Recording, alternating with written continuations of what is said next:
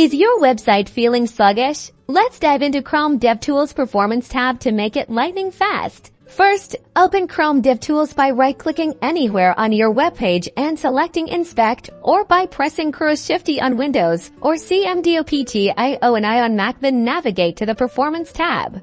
Click the Record button. It's the circle at the top left to start capturing your page's performance as it loads or as you interact with it. Interact with your page in the way that you most want to analyze. Chrome is now actively monitoring every aspect of your website's activity.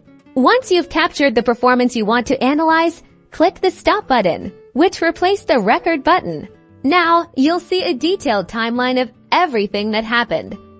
This is where you analyze what your website was doing. Look for long bars indicating tasks that took a lot of time. Zoom in on areas that seem slow. The main thread shows the JavaScript code running in your website. If you see that it's taking long, examine your code.